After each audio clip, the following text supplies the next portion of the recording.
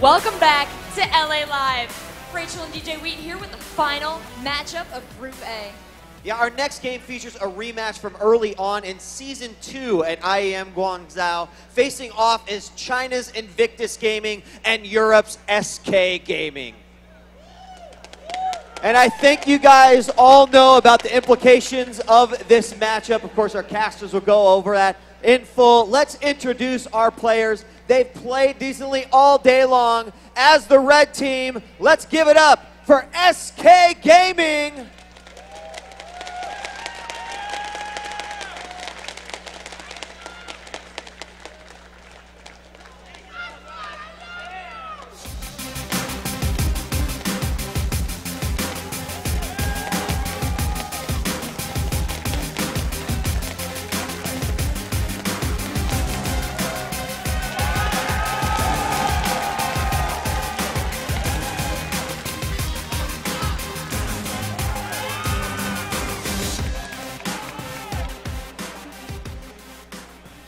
They've battled through Group A to get here. Playing as the blue team, please welcome back Invictus Gaming.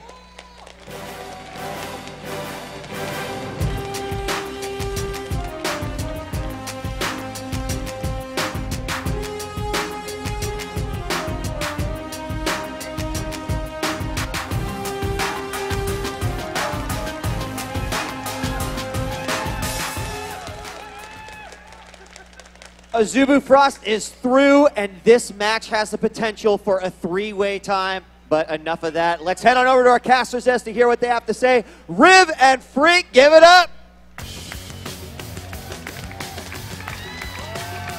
Thanks, guys. Thanks, guys. These guys matched up a year ago at IEM Guangzhou, but the teams were completely different. A few of the members remain. These guys are both aggressive teams, but doesn't even matter, and it could a little bit for SK. If SK doesn't take this, they're going home with the $25,000 for making it out of the region, but if they do, they can force that tie.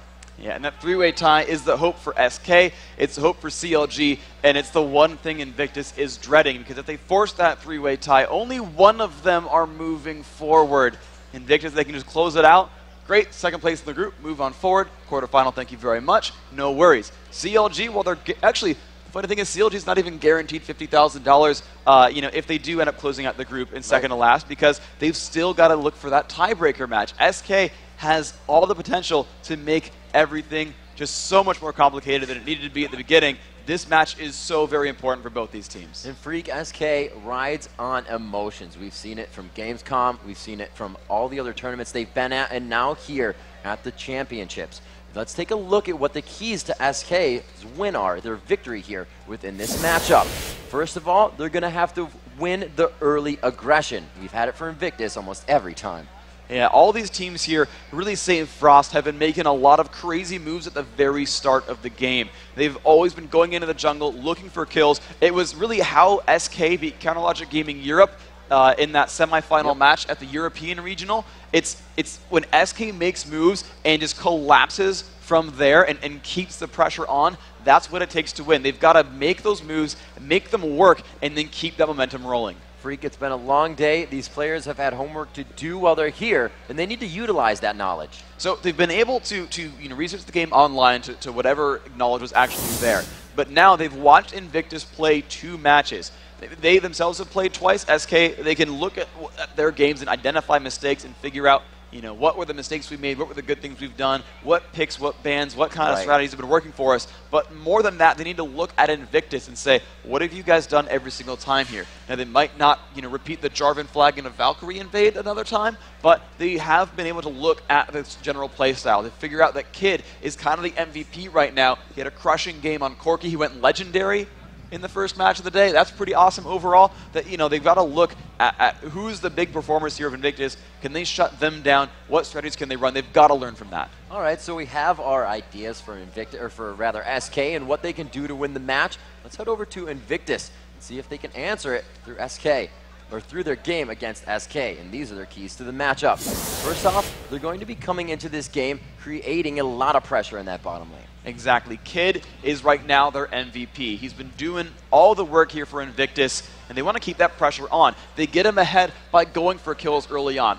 Yes, he's able to win in farm, but that's like a 10% gold lead. That's not that big of a deal. But if they pick up kills, if Yellowstar and Nif die over and over again, I mean, look back to the European regional final where Moscow 5 just started crushing the bottom lane. Diamond on Udyr killed Nif like 4 times in a row in like 8 minutes or something like that. If they can create that pressure bottom lane and snowball that lead, they can just ride on top of on Kids Corky's Rafflecopter, and they're good to go. Yes, it's really called a Rafflecopter. It's in the lore. Look it up. And if they can just ride that wave, they're going to have a really easy time. All right, and another thing Invictus has yet to do, they can do a lot of things with their lineup. They have a huge champion pool. They need to surprise us with some crazy picks. Exactly. SK is going to come out and pull out all the stops, and they're going to have researched everything here. They know what they've run so far. Invictus is the one team, I think, above all else, who has just crazy things in the background that they could show up with at any time. Now, Invictus has shown some really good games overall, and they might be considered the favorite in this match. But even still, when you're up against a team who's done their homework and plays all out aggressive, they've also got to bring out something special. All right, Freak, that's enough of that. It looks like we are ready for Champion Select. Ladies and gentlemen, let's see what these teams have for each other.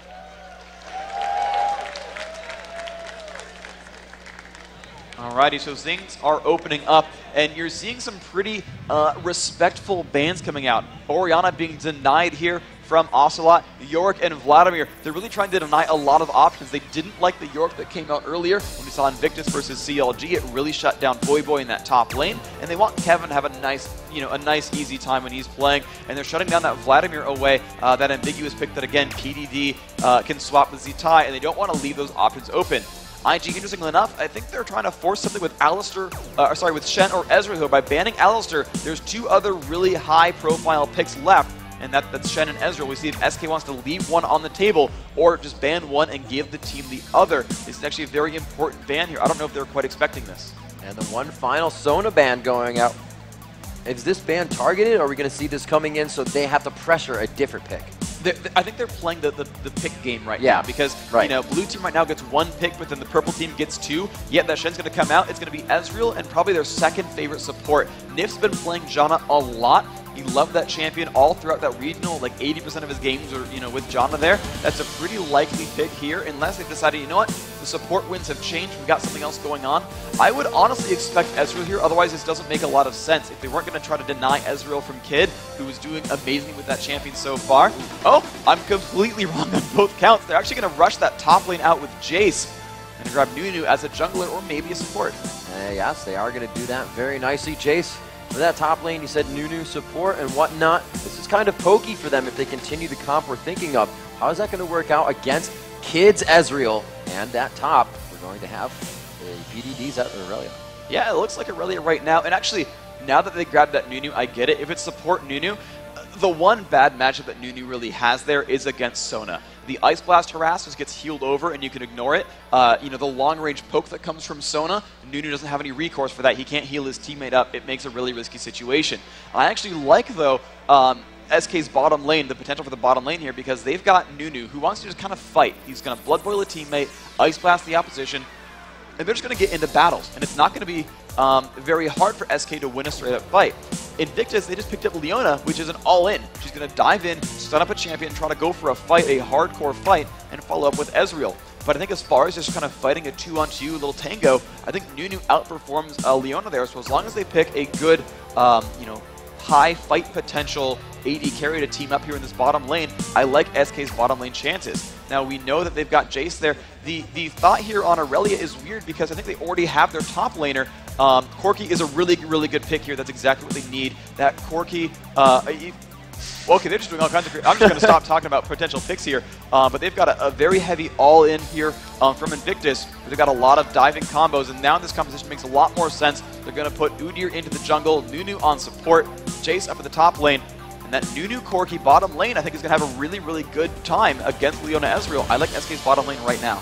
It's going to be very good. I like the combination of accelerating Udyr to start these ganks and giving him a little bit more speed. We have the Cassiopeia once again. Usually she has not been seen a lot in competitive play. It was said that she's kind of easy to counter, but with the right composition, it's exactly what she does the best. Reinitiating the fights with the team is staring right at you, and you can go back into it. They also have an unstoppable force with Malphite to do that as well. this is looking like a very, very good team from Invictus. They've got a lot of diving potential, and again, when you look back at Nunu being the support there, it's not a defensive support, it's an offensive support. It's like when you grab Leona there, you're there to start a fight and deal a lot of damage, and your carry is going to be kind of like on his own and be like, hope you don't die, bro, I'm going to go kill people, peace.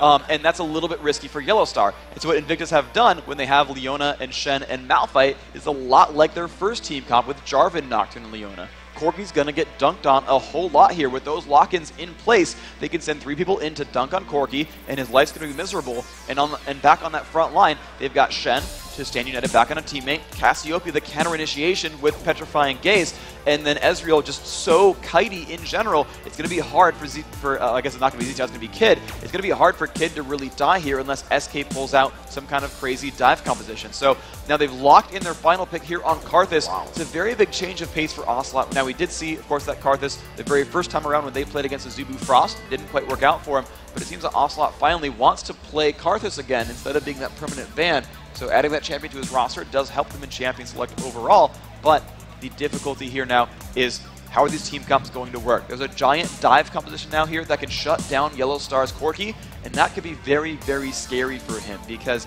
he doesn't have support there. He's got offense, all offense on that team. And if they start out a 5-on-4 and then Shen can reset and stand united a friend, you've got a very bad situation. You know, Freak, Ocelot coming in, playing a lot of Karthus lately, usually the #1 banned champion for SK Gaming.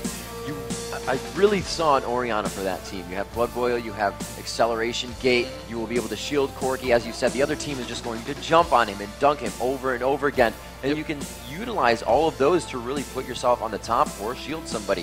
With Karthus, do you think Orianna would have been the better pick? Well, they couldn't have grabbed her. That was actually the very first ban from Invictus. This was actually them good thing from I'm paying Champions attention. League. Yeah, exactly. It's a good thing. I'm here. Okay. We're yeah. here. We're here. Her whole weekend, right?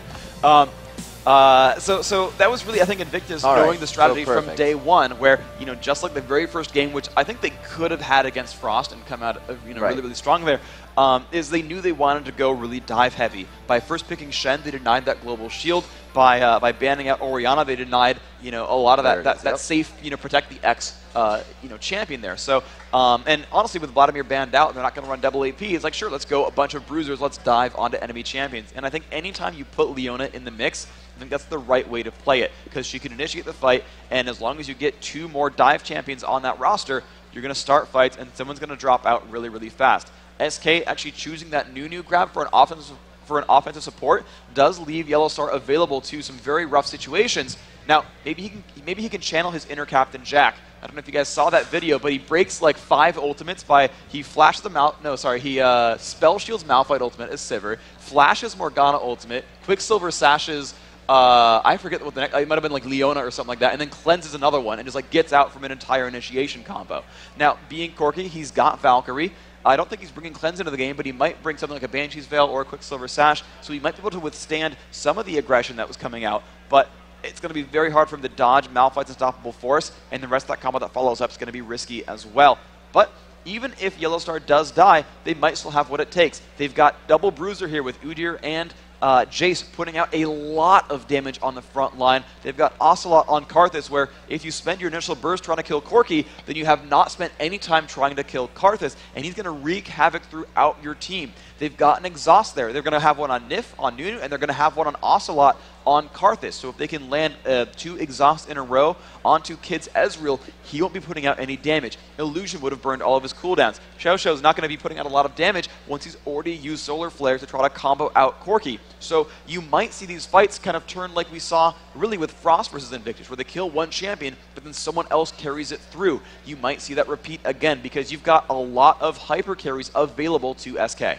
So, Freak, with a matchup like Yellowstar's Corki, also a favorite on Ezreal, but that Kid's Ezreal, they're going to be having that. How do you see this one going with that Leona and that Nunu? Overall, I think it's going to go really, really well. As far as the laning goes for SK, I think it's overall a better lane for SK Gaming, and we'll see how that plays out. Of course, skill factors in much more than anything else, but both these teams have run very disruptive junglers. Udyr on one side, actually Malphite on the other, so they're going to come in, be able to land a bit of crowd control, and contribute quite a bit of damage. So it's going to depend really, can Aura outperform Illusion or vice versa? That's going to mean a lot in this lane because both of these supports come in with a wealth of crowd control, whether it's Leona with a Solar Flare or Pre-6 just simply the dash in and the Shield of Daybreak for the stun, or is it going to be just all about Nif's Ice Blast? That can be enough lockup for Udyr to finally follow in. It's going to be very, very close overall, and there's going to be just some very close factors. There's no guarantees either way. So, Freak, for those of people just tuning in, just getting to us, Rivington III and Freak here at LA Live, tell them about what we're looking at. SK can force the tie, or they're going to be going home. So we're here in the 6th game of the group stage. We've got another group in front of you guys. If you've been just tuning in, we're only halfway through today's festivities and only a third of the way, as far as days are concerned, throughout this tournament. So we've got so much more in store for you guys.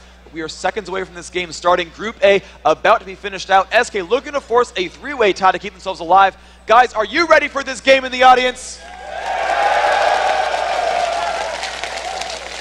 All right, guys, be sure to get to your teams, get behind them. If you would like to see SK Gaming take a final win on their day here in Group A, let's hear it for SK Gaming.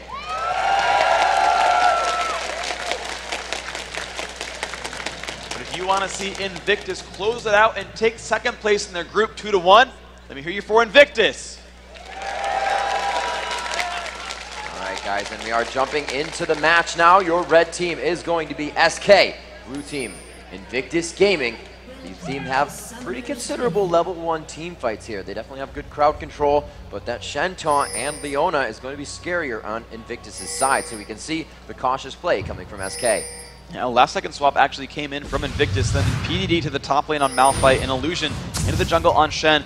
Just the same as before, though, that jungle Shen is going to come out with a wealth of crowd control, much like RNA as Udyr. So you're going to honestly see quite a bit of jungle pressure. The one advantage that SK has, which is actually pretty important, is that Udyr is a much, much faster jungle clearer than Shen. And so you should expect to see him level up faster and put pressure on the lanes more frequently because he can clear his jungle and get to a friend much more often. However, once Illusion finally hits level 6, that's going to flip on its head. He's not going to have the jungle clear speed, but he will have Stand United. He will be able to assist his teammates much more frequently on the map. Oh, coming out, Xiao Xiao is going to see this. I don't think they're going to take him out. Nobody's really paying attention to him, actually. He puts a ward right next to him as they take a Polaroid in this, and it looks like he may be able to make it out alive. Sleeping on the job. SK could have missed the first blood there. Now, overall, they put down a lot of pressure. They forced the Ignite and a Flash away, so the Summoner Spell advantage now actually here for SK. This bottom lane just got a little bit easier for him. That is going to help. That HP being down, the aggression is on. A little bit of help here. PDD, as he mobilizes himself around, actually getting the experience in the jungle as they start bottom, so he's taking everything from Wolves to blue and not just that blue buff. Well, Invictus with a nice move, though. They're actually setting up for a lot of aggression, giving PDD that blue buff for the start. We've seen that from a lot of these teams here. Shosho actually putting out an early pink ward in that Tri-Brush, denying vision from SK. This could be a level 2 gank from Shen. Coming up, Shen going down through Tri-Bush.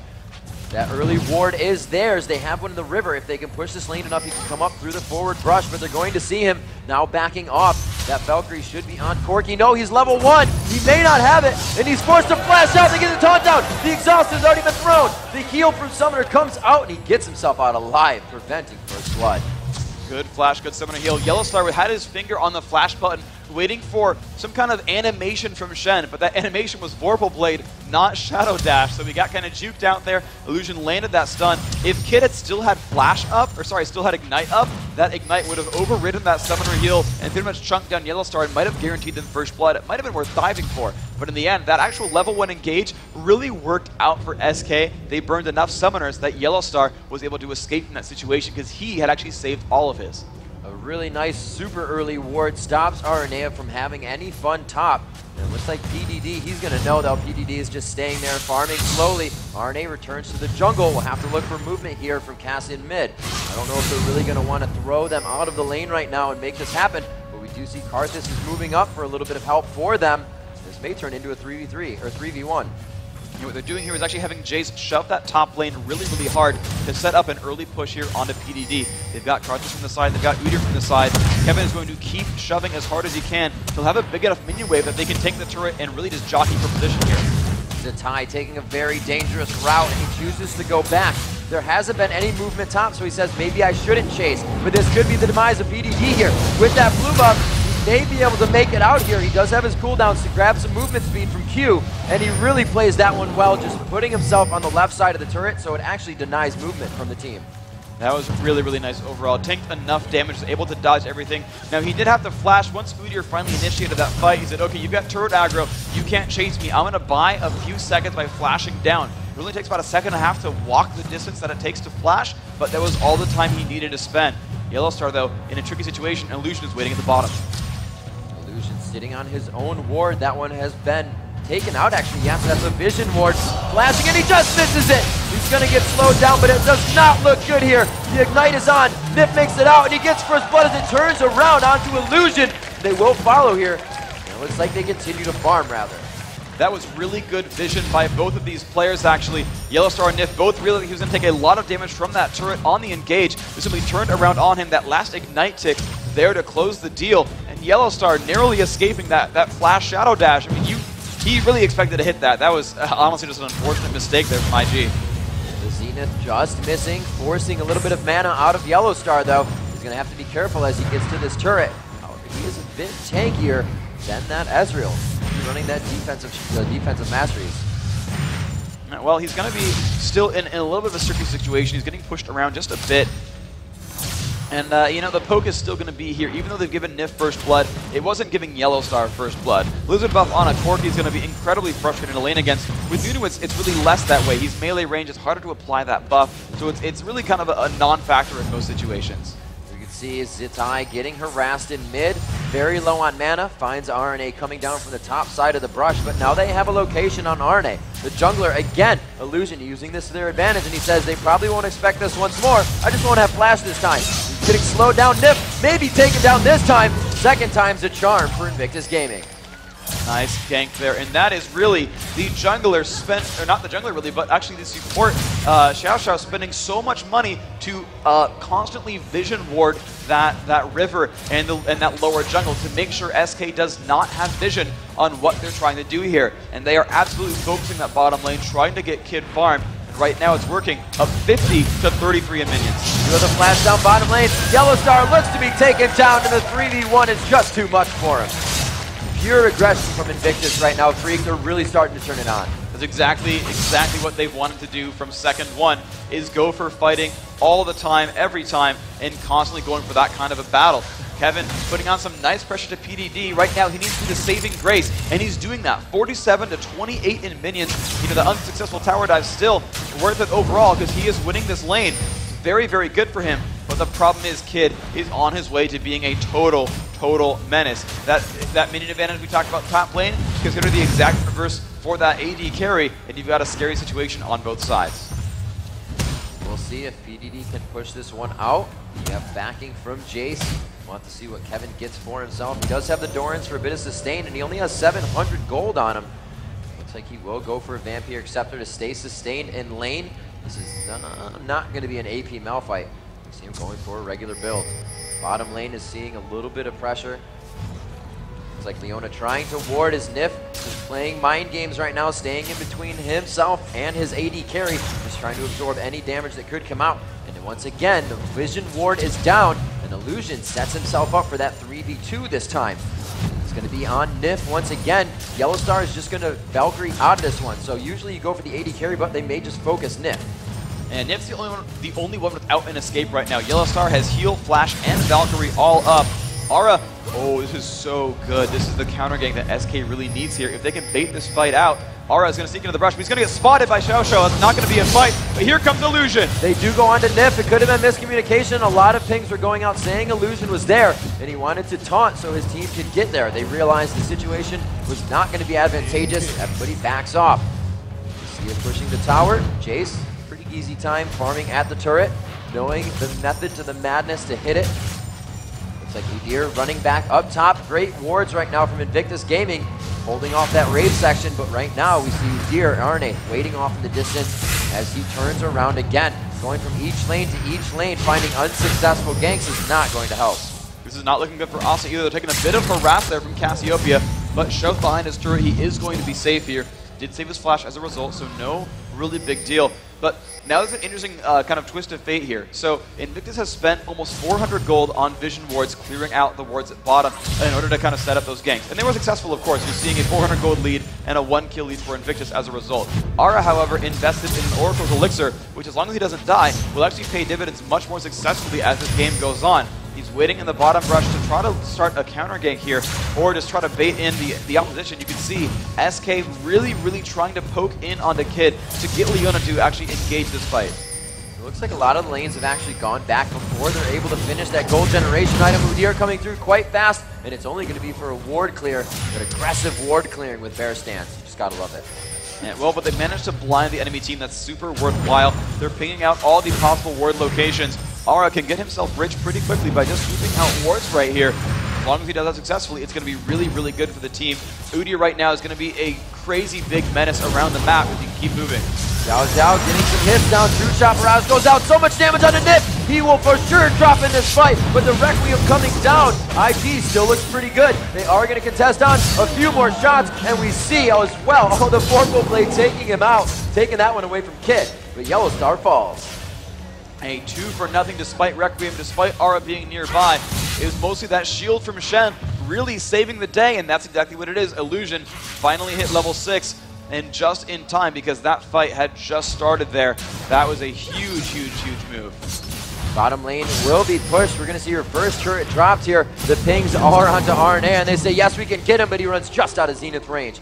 4-1, 10 minutes and 30 seconds into this matchup. A pretty nice 2,000 gold lead in favor of Invictus Gaming in that first turret to regain map control. Dragon is just within their reaches, so there's more global gold and experience coming to them in just a short amount of time if they play it right. Invictus is absolutely controlling this early game properly, even from second number 1 where they set up that vision ward gank at that bottom lane. It worked very well, and they're going to keep this pressure on. Now, SK has a counterattack opportunity. Usually it's when you kill an enemy champion you go for something like Dragon, but in this case they know all bottom lane had to recall back and they are off the map. SK, a very good call to know that even though they're down in this map, they've got the control for at least those 15 seconds they need to kill Dragon. That's the kind of moves they need to make. SK are very smart players. There's a lot of experience on that team. They've been pretty much everywhere and seen it all. These guys have played at the top level for just so long that they know things like this. They're going to try to accrue these little advantages to get themselves back into the game. Ultimately, they are really far from out here, and they've got such amazing late game. Again, it's a burst coming from IG, but eventually that will fall off as Guardian Angels are completed. The very end game for SK is absolutely better here. So going into this one, without wanting to really break the crowd control the team brings, we see Malphite picking up Sork boots. What's the point in this on an AD Malphite? So what Malphite's really trying to go for here is playing as a diver. He's not trying to be a main tank. That's actually Shen and Leona's job. His goal is really to play like he's a Kali and just dive in onto the back line, stun someone as a result, and just throw out damage. Malphite's base damages are high enough that if you actually just run magic penetration instead of like ability power, you actually get more damage on squishy targets. And his goal, again, is to kill Yellowstar over and over, so he wants to do damage to a squishy target. Getting magic penetration, you might see a Haunting Geyser or Abyssal Scepter as the next really major pickup. And Abyssal is especially good when you're teamed up with a second ability power champion like Cassiopeia. That magic resist shred that you're putting out just by being nearby and having that item is also going to assist your teammate there. It's going to be a very good situation if EDD can keep getting farmed, can keep from getting ganked, and finish those really good magic damage items. You're going to see a very tough situation for Yellowstar. D-Tie in mid, up against Ocelot, 114 CS to 105. These two are keeping it quite close, and really neither of them in mid have seen any action yet. Nothing is happening. It's all about the top and the bottom lane right now. We're going to see what these guys have going as we check out some of the builds. No real core items being finished. Still very early in the game. We have had a Dragon go down in favor of SK, and they were just able to have the timer on that. That's big. It's a small step, as we said, but it's a step they need to take to get to the top of the stairs right now because Invictus Gaming is just hugely on the aggress. Yeah, one of the best things about that overall was that it was snuck out of nowhere. Now, maybe Invictus kind of realized... There's no tell. Oh, the initiation in from Cassiopeia. Shen following as well. Petrifying Gaze gets Ocelot right inside the turret range. They're a little too far out there. Great job. Requiem is coming down from that Death Defy, and they are going to be able to make it out quite easy. Corky Nunu from the right side, and even though he was 2 turrets deep, Ocelot gets taken out. Yeah, really, really nice job. We've seen this from Azubu Frost as well, but Illusion using the Shen ultimate just to dive onto a teammate and follow in from there. You know, walk up onto Leona. She landed a solar flare, and he's like, great, he's stunned. All right, let me land the Shadow Dash. Thanks to the taunt. Easy kills picked up. Really, really good awareness there. This team making great calls, saying, yes, we can get Ocelot, even despite being behind a turret. Let's make this time we're tanky enough. We have the crowd control. Let's pick up that kill. That's the kind of moves that Invictus needs to make. SK are going to get global objectives pretty well. They're going to have that dragon timed. I would expect to see them even get the second one, despite still being down in gold overall. I think they've still got what it takes to do things like that. But the difficulty, though, is IG, the ever-aggressive team, will continue to make moves like this, where they try to pick down enemy champions. They dive in. Again, they've got a great diving initiation combo here with Malphite, Leona, and Shen. We haven't even seen Malphite in these fights yet, but he's going to make this even worse. The Illusion picking up his red buff right now. It does not look like that will go to Ezreal. He makes his way over there now. Kid is going to continue to farm that lane. The AD carries 108 to 93. We can see their CS, or their minion kills, are a lot lower. The focus on those lanes have really been about kills, ganks. We've seen counter ganks coming in and a lot of 3v1s. Once on Nif and then once onto Yellowstar in the beginning of the game, where Invictus was able to take a bit of a lead. Looks like they're going to be donating this blue buff over to Cass. More than happy to carry that and refresh up. And a good push in middle here. They have quite the minion wave and nothing coming up for Invictus, so there may be some good turret damage. Yeah, they've got a bit of time to put some pressure on. That wall actually is really good. They get a lot of pressure onto Illusion if they want it, but they don't quite follow up. They're afraid of that counter gank once more. Shosho, he's got the ultimate back. That solar flare on Leona, so very strong. Yellowstar's got to keep his fingers on the W button at all times in order to be able to Valkyrie out and away from these scary situations. Actually, being a French keyboard, it would be a Z, actually. So an Azerty keyboard for the French players, but he's got to make sure he can press that button and Valkyrie out away. It's a scary situation. He's got to have perfect reflexes to react to this enemy team. Well, Freak, as I just mentioned, the 3v1 situation, PDD finds himself in just that top. You can see his team now transferring over. Leona and Shen right there. The ultimate goes in right under the turret. Yellowstar grabbed aggro. He will make it out alive with a sliver of health, and it won't be Leona quick enough to reinitiate once again and capitalize on a kill. There we go. That Malphite initiation, so incredibly strong. There's a lot of great potential there. You saw it, just, you know, the follow-up from Shen, but thankfully for Yellowstar, he had Summoner heal. He had the ability to Valkyrie out. He flashed away as well. Nif helping to slow that team down by channeling Absolute Zero. So the cooldowns are down for a short time. You know, there's no Malphite Unstoppable Force for another few seconds, but is that going to matter too much? There's still a lot of great potential over here. Leona still got her spells. Illusion's ultimate is just about to come up. That Stand United on Shen going to turn fights around. And they've actually picked out Nif a little bit. He might be in focus pretty soon. We'll see what they have to do. RNA finding Illusion. Both junglers now with an Oracle. That will not turn into a high priority target, but there will be a chase for that champion if it comes down to it. You want to get that off the map. You don't want them clearing your wards. Zitai coming in very fast, missing the miasma, but catching a bit of the slow and grabbing one of his own as Karthus returns the medicine. Yeah, this is going to be an interesting fight overall in this mid lane. The difficulty, though, is that Ocelot is very, very far behind. Now, he's got exhaust, so he can do pretty well in a one-on-one trade. But anytime Ocelot aggresses, he has to worry about taking Petrifying Gaze to the face and dying as a result. SK, they're getting these globals, though. They're picking up a turret right here. Yes, they've lost mid, they've lost bottom, but Kevin, Ara, and Nif have constantly run back to this top lane to try to get something out of the top lane. There is that second dragon as well. 1-to-1 on dragons. No, 2-0. SK oh wait, no, I got that backwards. Sorry, that's IG. An Illusion, yeah, or Illusion, yeah. Invictus rather, grabbing that one. Looks like they will be able to defend that bottom turret, and they feel like they've pressed on a little too much. Invictus Gaming as well. All these teams on that western side, very good at warding, complete control of the maps. We've seen them grabbing oracles now as they play against other teams from around the world. We didn't see the first ones from Invictus and Azubu until about 28 minutes into the game.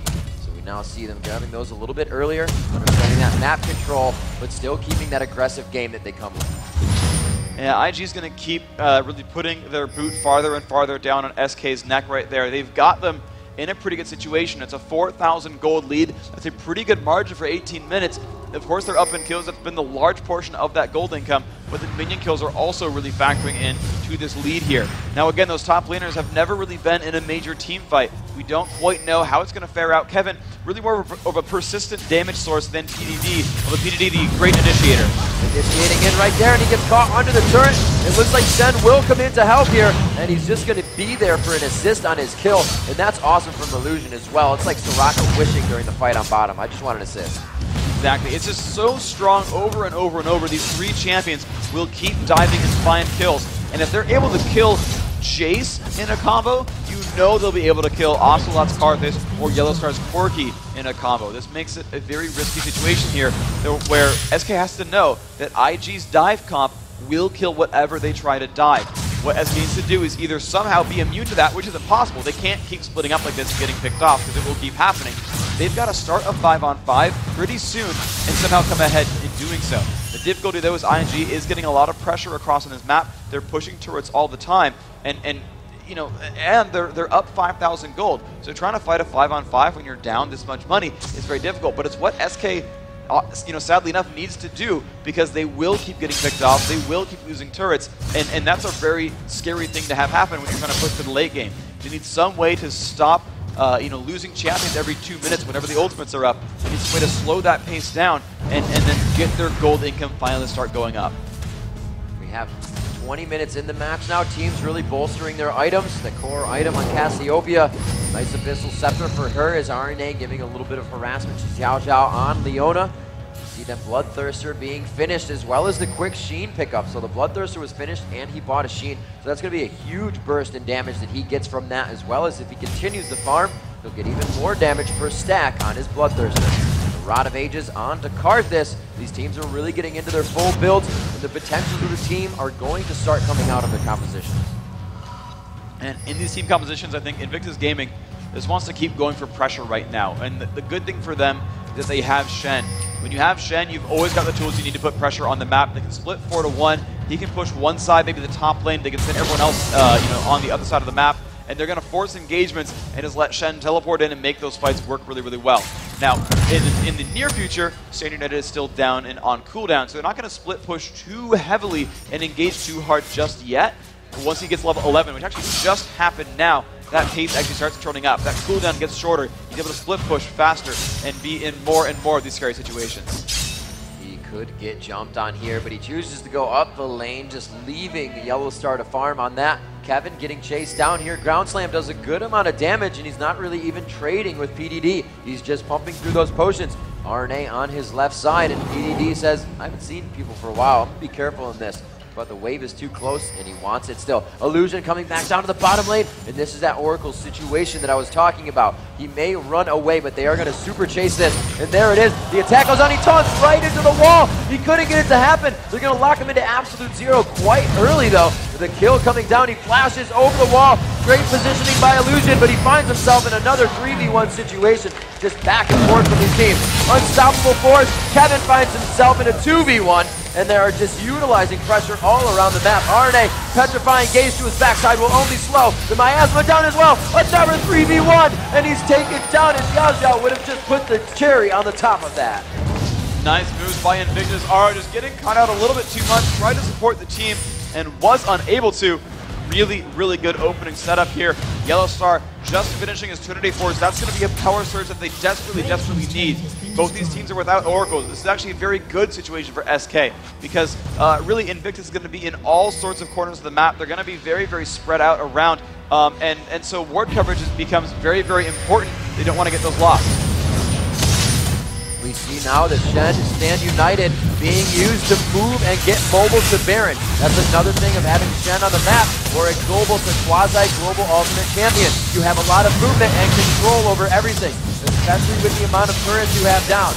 Yellow Star on the outside getting locked up. They grab Baron, maybe here. Yes, they do grab Baron. That lockup from the Solar Flare was a little early, Freak. They really could have capitalized big. I think they are ultimately just trying to waste time more so than turn Baron into like a 5v5 team fight where they would win. I think they're okay just taking the Baron advantage, healing back up, buying some new items. They're in fact all recalling right now. Now they might lose a turret for it, but you know, I'll kill Baron for a turret almost any day. And so, you know, in the end here, IG is still going to have a good advantage.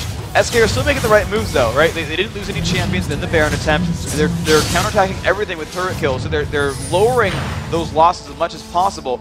But SK are still in this really, really scary situation. They are fighting for survival in this game. They're down 2 to 8 in kills. They're still relying on their map control to go for a Dragon attempt. This will actually equalize all the gold that the Baron buff gave and most of the experience as well. The only difference now from that move is the fact that they are actually wearing these bright purple little tulips here that give them that Baron buff. That ability power and attack damage and the regeneration is going to mean a lot in a team fight. And again, SK has to worry about that burst combo. Will Yellowstar survive, or will they go for Kevin and knock him out? He does not have yet his Trinity Force. That's a very, very big deal. He needs to get some more gold, finish that up. Got Mercury Treads, though, instead. He's still very, very far from completing any major items. This is a very bad situation, though. SK does not have much of their builds completed. You know, yeah, Freak, you just said the Triforce finished on Yellowstar, and it's going to help him to put out damage, but the 2, 0, and 4 and 200 minions of Kid is just so huge. Finishing just that Sheen earlier, he went ahead and just bought the Zeal, finished the Triforce, which isn't a huge amount of gold, but is still, for the amount of time that everything got into his inventory, is just way too much for the levels that SK is hitting right now. There's going to be a lot of burst damage. They don't have the levels of experience to stop. You're going to see shredding right through the shield of Turtle Stance. Can't get another attack on. You can usually get 3 fangs out in that poison time, but he wasn't close enough. Pressure is still going to be on. Cassiopeia, while she's really good at stopping pushes, also really good at aiding them. She can put down a lot of zone control. These abilities that say, hey, if you run through this, you're not going to like life very much. Please don't even try. And you can see she puts Miasma down, just spams Noxious Blast, and really keeps SK from initiating in. SK still needs to hold on for late game. Ocelot really needs Rabbidan's Death Cap, but he's about 1,000 gold away from finishing that item. I don't know if they can last this long to build it. It is going to be tough. They have minion waves pushing down every lane that is at least past the river. That definitely means they have the advantage. They are not giving SK time to focus on pushing these lanes either. They don't even really have an inhibitor turret yet, and they're dictating how this match is going. An Illusion now with his ultimate back up at Stand United. They will split in for a 4-1 split push here. They're going to get the pressure down. Ooh. The initiation misses from Malphite. Will they still fight here, though? They are throwing back and forth quite a few of those long-range pokes. Mystic shots coming in as well as missiles from Corki. And they choose to back off from this fight. Now, during that fight, they were able to take a turret and push off SK as 5 with Illusion top. That's not what you want to see. SK really needs to regroup here, figure out how they can counteract that. Without him there, he's going to be there quickly, but if they can get the burst damage down into the right person, they'll be able to win that fight. The difficulty, though, is IG really has both sides of the coin. They've got really, really great fight initiation. We've seen it over and over and over again. Malphite, Shen, and Leona start fights and they kill someone really, really fast. But at the same time, if they miss the initiation or the fight doesn't start out very well, they've got really, really good defensive abilities just on that same side. You know, those same champions can really, use their crowd control for the forces of good instead of evil and keep their teams alive and, crowd control opponents. They've got their exhaust. All their flashes are up. Ezreal just innately is very, very defensive. He can kite backwards, blink over walls, be very, very safe. And, of course, the crown jewel of all that is going to be Cassiopeia. That Petrifying Gaze ultimate works best when they're coming at you. She's going to crowd control everyone and really make life difficult. We have a lot of backing, probably some purchases to go out here. Cassiopeia grabbing that Rabadon's. Looks like we're going for the Bloodthirster on Corki as well, unless he just gets that sustain from somewhere else, which I don't know. Won't believe he will. They don't have that sustain healer. It is Nunu. Bottom lane is getting poked out there. They said we can push this easily. It's still past that river. We can see Illusion still toying top. They got the triple split push going now. Nobody's really going to focus on mid, so they're going to try to draw them away from Illusion here. And that's going to be really the case. They're just going to, meet up as 4. I don't know if they're going to go for mid or bottom. Really, they're pretty much equal lanes. I think bottom makes a little bit more sense just because it's geographically split up a bit more from that top lane push. But they're going to kind of keep this train going. And maybe this time they'll actually land the Malphite ultimate and start that fight off right. But it's going to be kind of the same, that same story once again, where SK is going to be stuck under their base, 9,000 gold down, trying to hold on to a battle. Their ward's getting swept out by the Oracles from Xiao. And it's just going to be a push once again for Invictus. They are going to stay on that bottom lane. Shen's ultimate is up so they can get him whenever they need to. Putting some good damage onto the turret right now. It's found just above half health as they have the minion wave clear out of there. They have another one right behind them though, and all 5 members are honed on that bottom lane. Illusion's going to be able to do whatever he wants top. Nobody's even trying to stop him. So much damage onto Kevin, and the fight hasn't even started yet. He gets hit one last time, and it looks like they are pushed out of this one. They say, let's go hang out with Illusion. That inhibitor turret falls. They're looking to drop in super minions on this bottom lane. DDD standing on the outside. The wall goes down, and the initiation could be here. A beautiful petrifying gaze. Ocelot trying to get back in with the file on here. He goes down. He is forced in that position. Chase will fall as well, and they start to melt in their own base. The fight really didn't even have Illusion there for the first hand of it, Freak, and the triple kill for Kid on Ezreal. And now it's just Nip alive. And this is not looking very happy for SK Gaming. Their hopes might be dashed right here as they are pushing in for that Nexus. The Nexus turret going down. They look for the second turret here. They don't have any minions though, and they're forced out. They miscommunicate, and they only have a sliver of health between Cassiopeia and Leona. That is definitely the right choice here. Yeah, they are recalling back out right now. Nif making his way out of the base. GG well played is actually said in all chat, but it looks like they're happy to go back to base and regroup for one more attempt later on. We're a bit worried about that comeback attempt as they were coming back up. If they didn't quite have the damage they needed, it would have been a bit risky. Shosho getting pushed out. Nif kind of going to push in right here. That Oracle's could actually fall as a result. Trying to get the damage, but here comes Kid out of nowhere. Nif getting baited out. We'll pick up the kill, but this could be a trade. And he does take him down. Udyr, RNA knows Ezreal is the kite man, and it looks like he's could get dunked on here. Kevin is going in strong for it. He doesn't have any mana left, but he's got the blue buff. They dodge the true shot barrage and take him down. He has 18 HP. Oh my gosh, SK keeping the shambles of their base actually alive. They've got one turret still on their Nexus. They've only lost one inhibitor. Also, sorry, good game, well played. The surrender does go out. Okay, I was going to say, like, you don't say GG and then keep playing. That seems a little weird. So SK making it as far as they could, but it's Invictus with the win right here, taking second place in the group. Moving on, CLG, SK Gaming not making it out of Group A, but it will be Azubu Frost and Invictus Gaming, both teams from Asia, moving on to the quarterfinals. An amazing matchup, and it just shows us how strong these teams are, what they put, and the dedication they put into training this game. Those teams with coaches bouncing ideas back and forth. It just helps so much to visualize what's going to happen before it happens. And you know, doing my homework, I read that a lot of these teams do that with their coaches. And I guess it pays off. Absolutely, it's great when these teams have someone that they can kind of come to who's not narrow focused on one champion or one role in the game, whether they're watching the entire team, they're watching the entire matchup, saying, okay, you guys as a team, you tend to not focus here, and it tends to burn you because they'll outgank you in mid, or they'll outgank you at bottom, or their buff control is better. And if you're narrowly focused on your role in the game, you don't always see that. These teams with coaches, it helps them get that clear view of how the game is being played, of what needs to be done to win these games. And you're seeing these Asian teams come out on top right now. Yeah, an amazing game there. Just so much to be had by mid. Zatai playing a beautiful 3-0-3 on Cassiopeia, the 4-2-5 Illusion. And they played the split push just like the old CLG we used to see. It was just back and forth. Hotshot would stay top lane. Nobody could even fight him. And then they would just push 4, and they'd have to put 5 there eventually.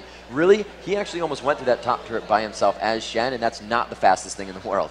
It's not really fast. He didn't really even build for it either. Sometimes you'll see a split push-oriented Shen go for something like a Sunfire Cape or an Ionic Spark to try to clear out minions really, really fast. But in the end, that was not the case here. He just simply, walked forward, was tanky, was very, very powerful, did a very good job of all of it. That team playing just very, very strongly. Invictus, from minute 1, looked like they deserved that win. All right, guys, so let's see what this does to the scorecard. We will see that SK has dropped out, but not going home empty-handed. Now $25,000 still going to the 11th and 12th place teams in this tournament. Counterlogic Gaming North America, 50 grand to them for winning that one match and being right above that bottom spot. So still a lot of competition still to go. The teams that make the quarterfinals, the numbers just go up from there. These guys, they've deserved the prize they have won so far. Of course, we've got a lot more games underway. Of course, we've got Group B also starting in just a few minutes, and we've seen a couple of teams now qualifying for these quarterfinals, and there's just more action to come. It's going to be huge, Freak. The next game, Dignitas versus CLG EU, is going to be awesome. We really, I don't think, have seen these teams face off in a tournament setting. They've never matched each other in any major tournament officially. They've been in the same tournaments in the opposite side of the bracket, and they'd both get eliminated before making it through. And now I know a lot of you guys at home, kind of You know pull a for lot of people at home? CLG EU. There's a lot of people at home. There's a lot He of you, knows right? them. And I know every one of you actually by name. And actually, I wanted to make a quick aside and happy birthday everyone whose birthday is today, because there's a lot of you. Some of you, happy birthday today. Thank you for coming out. But we've got a replay we want to bring up from that last fight of just what it took for Invictus to close that game out. It looks like they're diving in from the Nexus. A lot of damage putting out on the inhibitor. You can see them poking back and forth and back and forth. Ocelot tries to go in out of the fight. That's really his role there. But the great initiation pushes out Aura, making a 5-on-4. And look at the damage output. He gets burned down. Kevin goes down. Ocelot was actually 50 gold short of a death cap. That Requiem stopping him from picking up those last couple of kills that actually might have made a little bit of difference. Like 2 more minion kills could have meant a death cap for Ocelot. Nice try overall. You know, an amazing job there, and I guess the key to victory was true. Keep Ezreal away from Kid. So that was a big point there. That bottom lane was aggressive the whole time. We saw that Nunu and Corki. It wasn't really working out for them too well against that Leona Ezreal. Just too much aggression. They kept pushing in, and really what we've said top a long time is top lane isn't going to see that much more from the jungle. It's that bottom lane. They had so many 3v2 situations, and that one point where they took out Nif and then just came back again after they lost Illusion to do it again. And that was just like this chain focus on the bottom lane for Invictus. They knew Kid was their all-star carry. He was going to make the big moves. You know, he had been putting up great numbers the entire day, and they said, look, this is what we're going to do. We're going to focus that bottom lane. We're going to crush out Nif and Yellow Star, and it's going to work really, really well. Their opening strategy was about that. They had a lot of vision wards early on saying, okay, Tribrush, they know that Shen can start red side because they know that he doesn't need mana, he doesn't need the golem buff, he can get level 2 off the lizard and then go gank. SK knew that. They put a ward in that brush right along the path. He didn't even care. He's like, oh, a ward, that's nice. Pink ward, bam, put it down, sweep the ward out, walk to lane anyway. Managing to burn Summoner Spells, a very near kill there at the very start. And he just kept coming back and kept coming back and kept coming back. They brought Vision Ward after Vision Ward, denying all the vision from SK and making sure those ganks came in blind every time. All right, guys, you've just seen the match. SK going home with 25,000 as Invictus moves forward. Coming up after the break, it's a group analysis with our very own DJ Wheat, followed by the vital draw to find out who will play against the Zubu Frost and Invictus Gaming in tomorrow's quarterfinals. Don't go anywhere. We'll be right back.